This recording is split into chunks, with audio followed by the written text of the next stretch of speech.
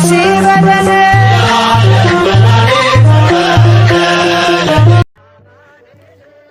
ልዑል ተወለደ። ሰላም ለእናንተ ይሁን ውድ የዩቲዩብ ተከታታዮች፣ እንኳን ለጌታችን ለመድኃኒታችን ለኢየሱስ ክርስቶስ የልደት መታሰቢያ በዓል አደረሳችሁ አደረሰን። ዛሬ የምንመለከተው የተስፋ ሁሉ ፍጻሜ ስለሆነው ስለ ዓለም ሁሉ ቤዛ፣ ስለ ተስፋው መፍሰስ እና ስለ ድንቅ ልደቱ ነው። ከ2000 ዓመታት በፊት በቤተልሔም ውስጥ ዓለምን ለዘላለም የቀየረ ታሪክ ብርሃን በራ። ነቢያት አስቀድሞ የተናገሩለት፣ መላእክት በዝማሬ ያበሰሩት የጌታችን የኢየሱስ ክርስቶስ ልደት ታሪክ ምን ይመስል ነበረ? ከገብርኤል ብስራት እስከ ሰብአ ሰገል ጉዞ ይህንን ታላቅ ታሪክ አብረን እስኪ እንመልከት። ከዛሬ 2000 ዓመት በፊት አንድ ታሪክ ተከሰተ። ጭልጭል በሚሉ ኮከብ ብርሃን የታጀበ ከዝምታ በተሞላ ምሽት ታሪክ በሁለት ተከፈለ።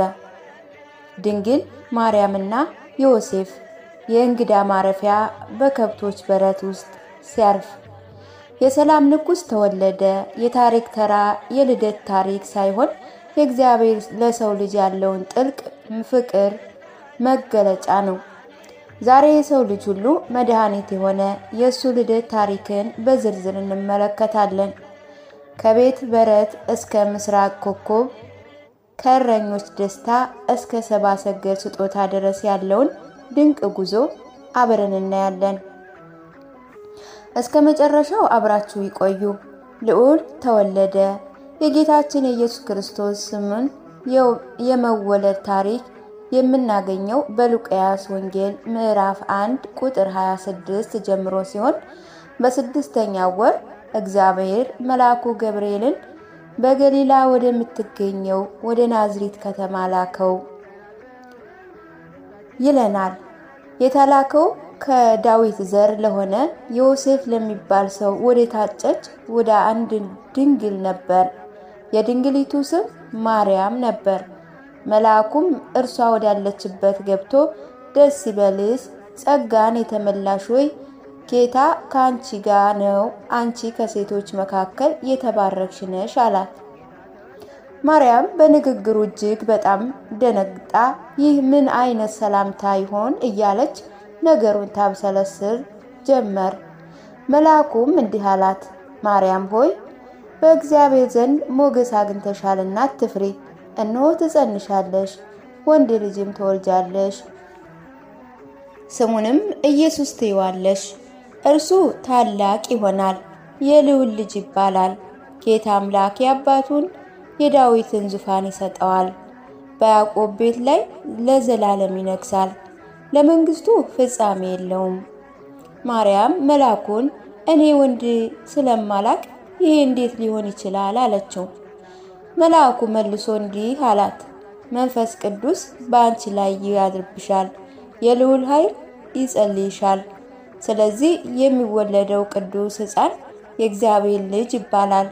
እነሆ ዘመድሽ ኤልሳቤጥ በስተርጅናዋ ወንድ ልጅ ጸንሳለች።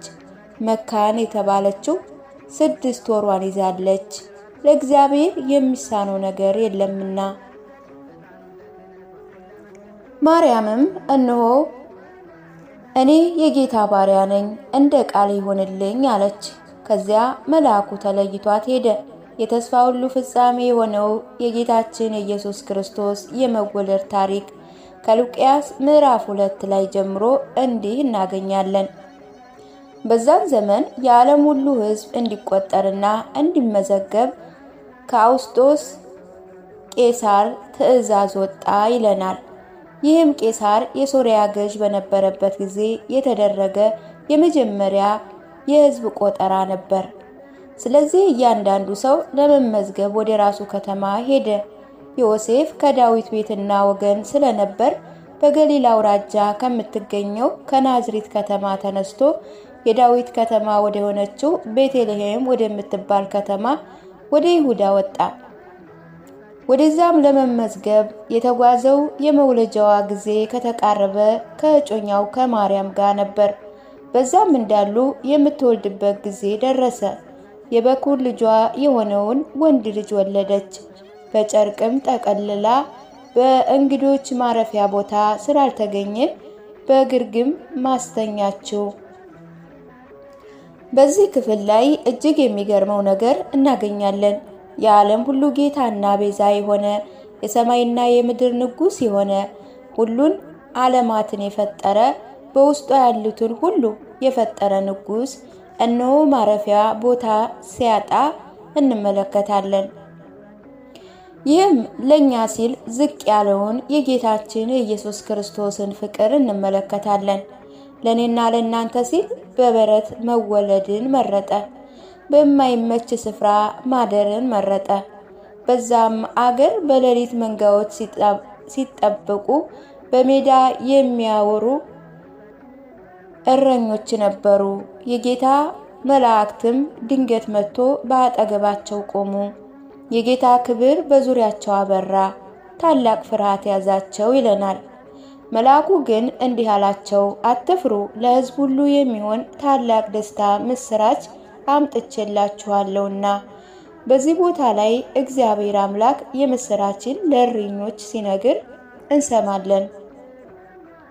ምክንያቱም በወቅቱ ባለሀብቶች፣ ባለጸጎች የሚሰሙበት ልቦና አልነበራቸውም። እግዚአብሔርን ያዳምጥ የተገባቸው ግን በማይመችና በቁር በብርድ የተኙ እረኞች ነበሩ። እግዚአብሔር የምስራቹን ወዳልተጠበቁ ሰዎች ይዞ ሲመጣ እንመለከታለን። የኢየሱስ ክርስቶስ ታሪክ የዝቅታ ታሪክ ነው። ዝቅ ብሎ በበረት የተወለደው እነሆ ዳግም የመጀመሪያ የምስራች ዝቅ ወዳለ የማህበረሰብ ክፍሎች ሲያመጣ እንመለከታለን። እኔና እናንተ በዚህ ዘመን የተሰበረ ልብን ዝቅ ያለ መንፈስ ያስፈልገናል። ጌታችን ኢየሱስ ክርስቶስ ለመስማት የዓለምን መድኃኒት ለመቀበል ልባችንን ዝቅ ማድረግ ይጠበቅብናል። መልአክ ለሰዎች እንደዚህ አላቸው፣ ዛሬ በዳዊት ከተማ መድኃኒት ተወልዶላችኋልና እርሱም ጌታ ነው። ይህ ምልክት ይሆናችሁ፣ ሕፃን ልጅ በጨርቅ ተጠቅልሎ በግርግም ተኝቶ ታገኙታላችሁ አላቸው። ድንገትም ብዙ የሰማይ ሰራዊት ከመልአክ ጋር ታዩ። እግዚአብሔርን እያመሰገኑ እንዲህ አሉ፣ ክብር ለእግዚአብሔር፣ ባሪያም ሰላም እርሱ ለሚወዳቸው ሰዎች በምድር ይሁን። መላእክቱ ከእርሱ ተለይተው ወደ ሰማይ ከወጡ በኋላ እረኞች ጌታ የገለጠልን የሆነውን ነገር እንድናይ ወደ ቤቴል ተባባሉ። እነርሱም ፈጥነው ሄዱ። ማርያምና ዮሴፍ ሕፃኑን በግርግም ተኝተው አገኙ። ካዩ በኋላ ስለ ሕፃኑ የተገለጠውን ሁሉ አወሩላቸው። ይህንንም የሰሙ እረኞች በነገሯቸው ጊዜ ተደነቁ። ማርያም ግን ይህን ሁሉ በልቧ ታሰላስለው ወይም ትጠብቀው ነበረ። እረኞቹም ሁሉን ነገር እንደተነገረ ሆኖ በማግኘታቸው ስለሰሙትና ስላዩት ሁሉ እግዚአብሔርን እያከበሩ እያመሰገኑ ተመለሱ። በዚህም በጌታ በኢየሱስ ክርስቶስ የመወለድ ታሪክ ጊዜ እነሆ የምናገኘው አንድ አስደናቂ ነገር አለ። ሰብአ ሰገል ወይም የከዋክብትን ምስጢር የሚመረምሩ ጠቢባኖች ናቸው። ይህ ማለት ኮከብ ቆጣሪ እንደሚባለው በዛ ዘመን ማለት ነው።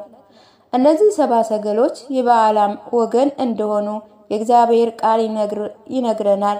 ምክንያቱም በለዓም እስራኤልን ለመርገም በሄደ ጊዜ አንድ ትንቢት ተናግሮ ነበር። በለዓም ከይሁዳ ነገድ የሚወጣውን የነጋቱን ኮከብ የሆነውን የናዝሬቱ ኢየሱስን ከሩቅ እንደተመለከተ በክፍሉ ላይ ማንበብ እንችላለን። እዚህ ሰዎችም የተመራመሩ ይህንንም ኮከብ ነበር። ይሄ ኮከብ ለነሱ ሲገለጥላቸው እንመለከታለን። እነዚህ ጠቢባን ይህን የተነገረውን ትንቢት ተከትለው ገጽ በረቅ የሚመጡበትን ክፍል እዚህ ላይ እናያለን። በንጉሥ በሄሮድስ ዘመን ኢየሱስ በቤተልሔም ይሁዳ ከተወለደ በኋላ ጠቢባን ከምስራቅ ወደ ኢየሩሳሌም መጥተው የተወለደ የአይሁድ ንጉሥ ወዴት ነው? በምስራቅ ኮከብን አይተናል፣ ልንሰግድለት መተናል ሲሉ ጠየቁ። ንጉሥ ሄሮድስም ይህን በሰማ ጊዜ ታወቀ ይለናል። እንዲህም ማለቱ ኢየሩሳሌም አብራ አወቀች። እርሱም የካህናቱ አለቆችና የአይሁድ ሃይማኖት መምህራን በሙሉ ተሰብስበው ክርስቶስ እንደሚወለድ ጠየቋቸው። እነርሱም በይሁዳ ቤተልሔም ነቢይ እንዲህ ብሎ ጽፏል አሉ። በይሁዳ ምድር የምትገኝ አንቺ ቤተልሔም ከሌሎች የይሁዳ ገዢዎች በምንም አታንሽም፣ የሕዝቤ የእስራኤል ጠባቂ ሆነው ካንቺ ይወጣልና የሚለውን የትንቢት መጽሐፍ ገለጡ። ከዛም ሄሮድስ ጠቢባኑን በሚስጥር አስጠርቶ በማነጋገር ኮከብ የሚታይበትን ትክክለኛውን ጊዜ ተረዳ። ጠቢባኑም ወደ ቤተም ልኮ ሂዱና ሕፃኑን ፈልጉ፣ እኔም ደግሞ እጄ እንድሰግድለት እንዳገኛችሁት ወደ እኔ ተመልሳችሁ የት እንዳለ ንገሩኝ አላቸው። ይህ ማለቱ ሄሮድስ ንጉሥ መወለዱ አንድ ያስደነገጠው ጉዳይ ነበር። ምክንያቱም የስልጣን ጉዳይ እንዲነግሩ የፈለገው ለሕፃኑ ለመስገድ ሳይሆን የተወለደውን ንጉሥ ለመግደል አስቦ ነበረ። ጠቢባኑ ንጉሥ ያለውን ከሰሙ በኋላ ጉዟቸውን ቀጠሉ። ይህ በምስራቅ ያዩ ኮከብ እየመራቸው ሕፃኑ እስካለበት ድረስ ወሰዳቸው። ኮከቡንም ሲያዩት ከመጠን በላይ ተደሰቱ። ወደ ቤትም በገቡ ጊዜ ሕፃኑን ከእናቱ ከማርያም ጋር አዩት። ተንበርክከውም ሰገዱለት። ሳጥናቸውንም ከፍተው ወርቅ፣ ዕጣን፣ ከርቤ ያቀረቡለት። እዚህ ስጦታዎች ለንጉሥ ለካህንና ለነቢይ የሚቀርቡ ስጦታዎች ናቸው። ጌታችን ኢየሱስ ክርስቶስም ሦስቱን ማለት ንጉሥ ካህንና ነቢይ ሆኖ በዚህ መልኩ ምድር ላይ ተገልጧል። እግዚአብሔር ወደ ሄሮድስ እንዳይመለሱ በሕልም ባስጠነቀቃቸው መሰረት መንገድ አስቀይረው ወደ ሀገራቸው ተመለሱ ይለናል። ጠቢባኑ ከሄዱ በኋላ የጌታ መልአክ ለዮሴፍም ተገልጦ ተነስ፣ የምትመለስበት ጊዜ እስካውቅ ድረስ ሕፃኑንና እናቱን ይዘ ወደ ግብፅ በመሸሽ በዚያ ቆይ፣ ሄሮድስ ሕፃኑን ሊገለው ይሻልና አለው። ስለዚህም ዮሴፍ ተነሳ፣ ሕፃኑንና እናቱን ይዞ በሌሊትም ወደ ግብፅ ሄደ። በዛ ሄሮድስ እስከ ሞተበት ጊዜ ድረስ ኖሩ። በዚህም ልጄን ከግብፅ ምድር ጠራሁት በማለት እግዚአብሔር በነቢይ አንደበት የተናገረው ቃል ተፈጸመ። ሄሮድስ ጠቢባኑን እንዳታለሉት በተረዳ ጊዜ በጣም ተናደደ። ከጠቢባኑ በተነገረው መሰረት ዕድሜያቸው 2 ዓመትና ከዛ በታች የሆኑትን የቤተልሔምን የአካባቢ መንደሮች ወንድ ልጆች ሁሉ ልኮ አስገደለ። በዚህም በነቢዩ በኤርምያስ እንዲህ ተብሎ የተነገረው ተፈጸመ። ለቅሶና የታላቅ ዋይታ ድምፅ በራማ ተሰማ። ራሔል ስለ ልጆቿ አለቀሰች፣ መጽናናት አልቻለችምና ልጆቿ ሁሉ አልቀዋልና የሚል። ሄሮድስ ከሞተ በኋላ የጌታችን መልአክ ለዮሴፍ በሕልም ተገልጦ ተነስ፣ ሕፃኑንና እናቱን ይዘ ወደ እስራኤል ምድር ተመለስ፣ ሕፃኑን ለመግደል የሚሻው ሙቷልና አለው። ዮሴፍም ተነስቶ ሕፃኑንና እናቱን በመያዝ ወደ እስራኤል ምድር ተመለሰ። ነገር ግን በአርክያዎስ በአባቱ በሄሮድስ ቦታ በይሁዳ መንግስት በሰማ ጊዜ ወደዛ መሄድን ፈራ። ጌታ በሕልም ስላስጠነቀቀው ወደ ገሊላ አውራጃ ሄደ። ናዝሬትም ወደምትባል ከተማ ሄዶ መኖር ጀመረ። በዚያም በነቢይ ናዝራዊ ይባላል ተብሎ የተነገረው ትንቢት ተፈጸመ። የናዝሬቱ ኢየሱስ ክርስቶስ የሚለውንም ስያሜ ያገኘው ከዚሁ መነሻ ነው። ውድ የዩቲዩብ ተከታታዮች የጌታችን ኢየሱስ ክርስቶስ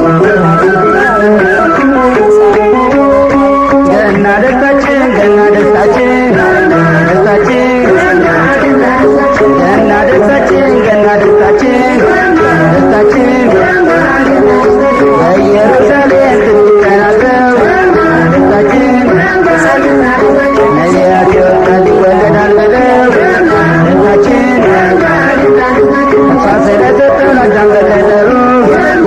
አምላካችን